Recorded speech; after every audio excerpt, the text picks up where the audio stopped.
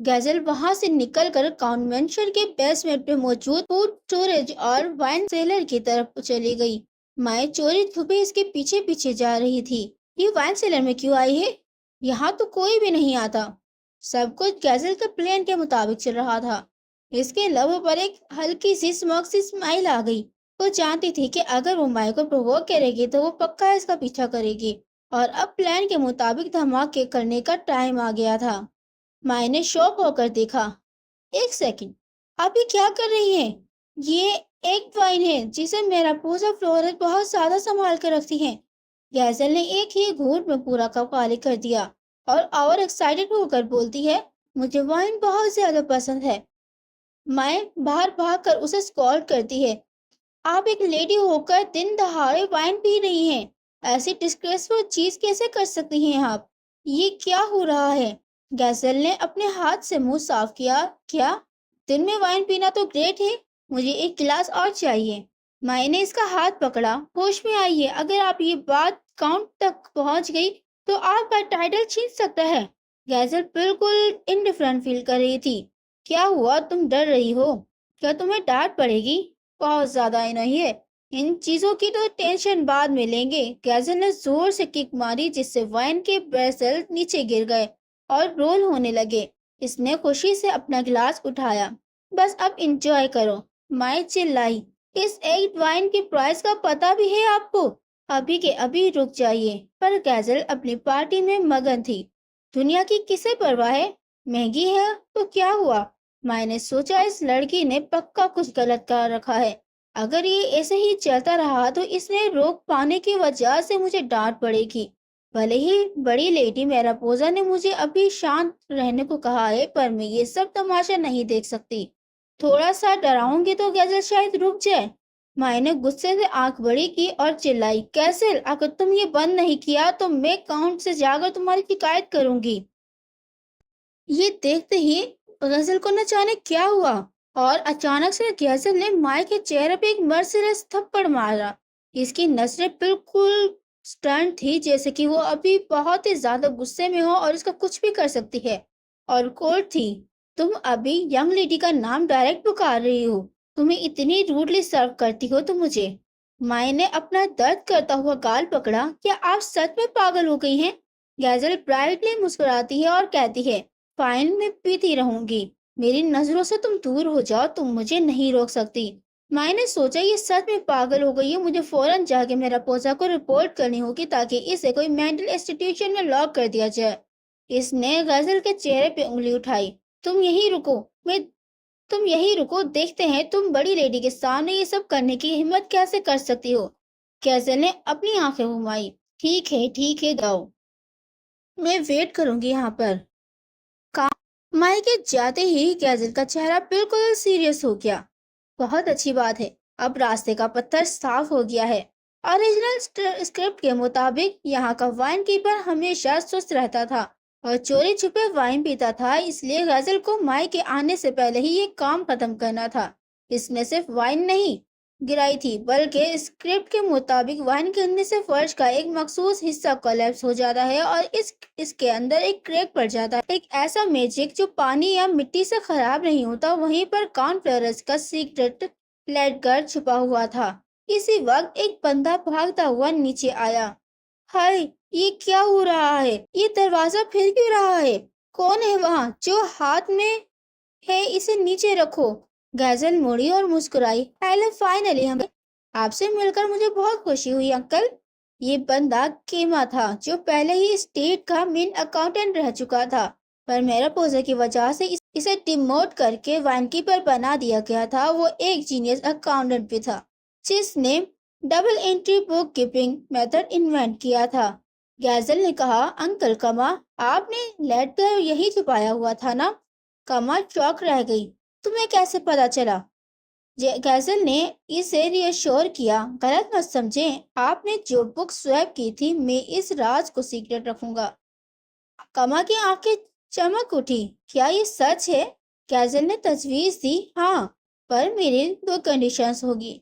First, आपको मुझे वो आर्टिफैक्ट देना होगा जो गोल्ड स्टोर करता है, اور جو آگ کے پاس ہے۔ میں نے سنا ہے کہ وہ اتنا کمپیکٹ ہے کہ ہتھیلی میں بھی آ جاتا ہے، پر میجک اسپیشل ہے اس کے اندر کا۔ اس میں لگ بھگ 1000 بلین گولڈ بھی آ سکتے ہیں۔ کما ڈر کے پیچھے ہٹ گیا۔ اسے یہ سب کیسے پتا؟ یہ آئٹم تو میں تب کے لیے خریدا تھا جب میں دوبارہ اکاؤنٹنٹ بنوں گا۔ اس کے بارے میں تو کسی کو میں نے نہیں بتایا تھا۔ گیزل نے بات جاری رکھی۔ دوسرا یہ کہ اکاؤنٹنٹ بننے کے بعد آپ میری فائنینس کو مینج کرنے کے لیے مجھے ایڈوائس دیں گے۔ کما حیران ہو گیا۔ تمہارا کیا مطلب ہے؟ گیزل نے اس کے میتھڈ کی تعریف کی۔ میں نے بس ایک کوئک لک ڈالی، پر مجھے فائنینس مینج کرنے کا بالکل کلیئر راستہ دکھ رہا ہے۔ آپ جیسے جینیس پر میں اپنے پیسوں کے معاملے میں پوری ٹرسٹ کر سکتی ہوں۔ کما ایموشنل ہو گیا۔ آپ کی آنکھوں سے آنسو کیوں آ رہے ہیں؟ گیزل اسے یہ دیکھ کر پوچھنے لگی۔ لیکن کسی نے اس کی اکاؤنٹیبلٹی کو پہچانا تھا، یہ سوچ سوچ کر ہی اسے بہت خوشی ہو رہی تھی۔ سب لوگ اسے اتنے سالوں سے اتنا زیادہ نیچا دکھا رہے تھے جس کی کوئی لمٹ ہی نہیں۔ اس نے اپنے آنسو صاف کیے۔ گیزل نے فوراً اپنی ڈریس سے ایک پیپر نکالا۔ تو آپ کا کیا خیال ہے؟ کیا آپ میرے ساتھ کانٹریکٹ سائن کرنا چاہیں گے؟ کانٹریکٹ پر لکھا تھا آرٹیفیکٹ پروسیسنگ اور اسسٹنٹ کا لائف ٹائم کانٹریکٹ۔ یہ کانٹریکٹ پارٹی اے یعنی غزل اور پارٹی بی یعنی کما کے بیچ سائن ہو رہا ہے۔ کما بنا کسی معاوضے کے غزل کے فائنانس مینج کرے گا اور غزل اسے دوبارہ بحال کروائے گی۔ کما اس پر راضی ہو گیا، پر اب وہ بہت زیادہ حیران تھا کہ غزل کو یہ سب کیسے پتا چلا۔ اسی وقت مائیں اوپر سے میرا پوزا فلورنس کو لے کر نیچے بیسمنٹ میں آ رہی تھی تاکہ غزل کو ڈانٹ پڑوا سکے۔ میرا پوزا آتی ہے، کیا تم ابھی تک ہوش میں ہو؟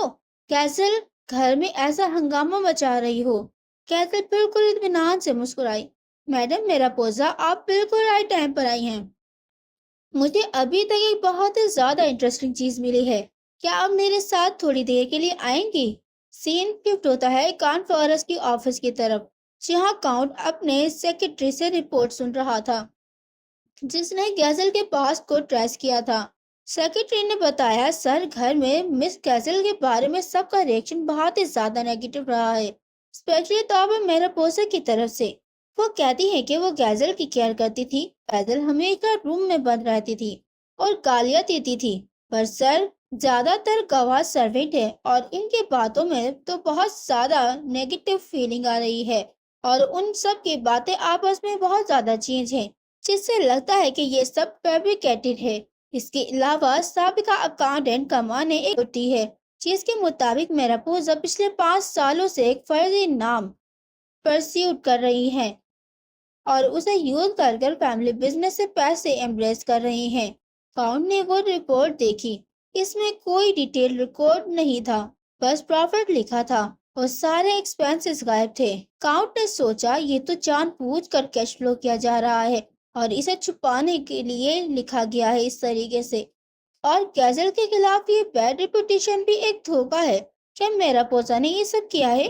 کاؤنٹ نے میرا پوزا کو فوراً کمرے میں بلایا اور ساری کی ساری اس سے ڈیٹیل پوچھی اور وہ لیٹر اس کے سامنے پھینکا۔ میرا پوزا پچھلے 5 سالوں سے یہ گبن چلا رہی تھی، کیا تم اس بارے میں جانتی ہو؟